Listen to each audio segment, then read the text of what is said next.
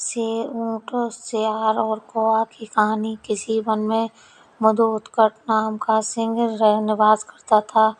बाघ, कौआ, सियार ये तीन उसके नौकर थे। एक दिन उन्होंने एक ऐसे ऊंट को देखा जो अपने गिरोह से भटककर उनकी ओर आ गया। उसको देखकर सिंह कहने लगा, अरे वाह, यह तो विचित्र जीव है। जाकर पता लगाओ कि यह वन्य प्राणी है अथवा ग्राम्य प्राणी है।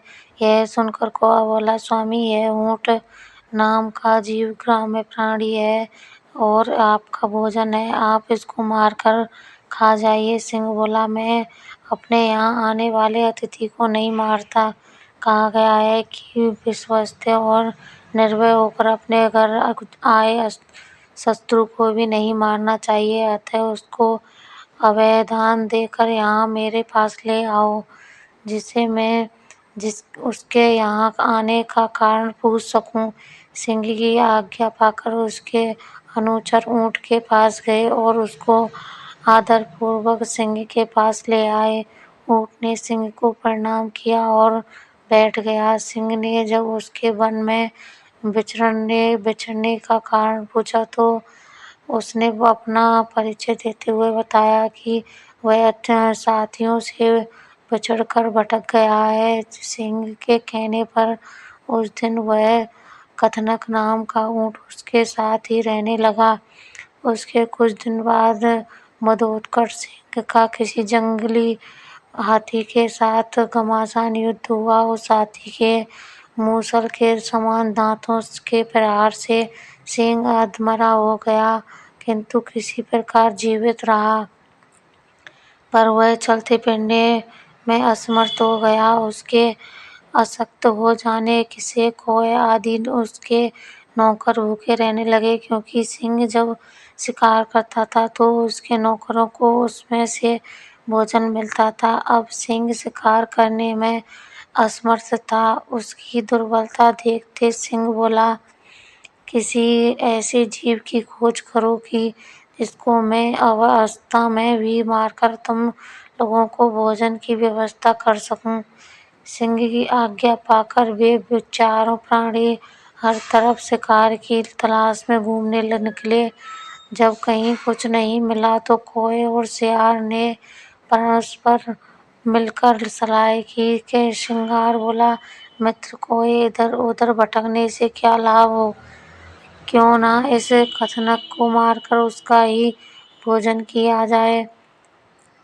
सियार सिंह के पास गया और वो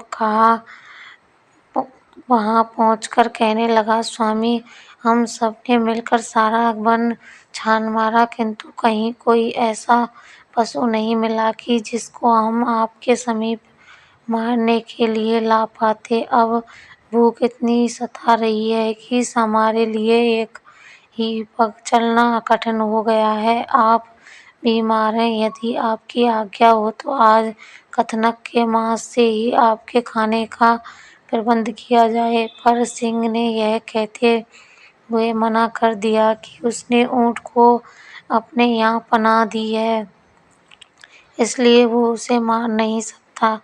पर सियार ने सिंह को किसी तरह मना ही लिया। राजा की आज्ञा पाते ही सिंगार ने तत्काल अपने साथियों को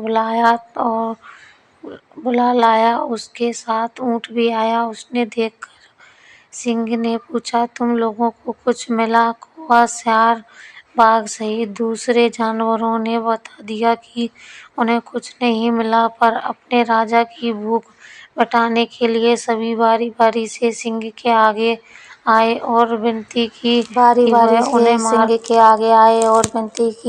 कि वह उन्हें मारकर खा ले। पर सियार हर किसी में कुछ न कुछ खामी बता देता ताकि सिंह उन्हें ना मार सके। अंत में ऊंट की बारी आई। बेचारे सीधे साधे कथनक ऊंट ने जब यह देखा कि सभी सेवक अपनी जान देने की विनती कर रहे हैं तो वह भी पीछे नहीं रहा। उसने सिंह को प्रणाम करके कहा, स्वामी, ये सभी आपके लिए अब अच्छे हैं। किसी का आकार छोटा है, किसी के तेज नाखून है, किसी के देह पर घने बाल हैं। आज तो आप मेरे ही शरीर से अपनी जीविका चलाइए।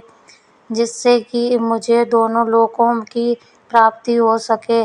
कथनक का इतना कहना था कि व्याघ्र और सियार और उस पर झपट पड़े और देखते ही देखते उसके पेट को चीरकर रख दिया। बस फिर क्या था, भूख से पीड़ित सिंह और व्याघ्र आदि ने तुरंत ही उसको चट कर डाला। सिंह धूर्तों के साथ जब भी रहें पूरी तरह से चौकन्ना रहें और उनकी मीठी बातों में बिल्कुल न आए और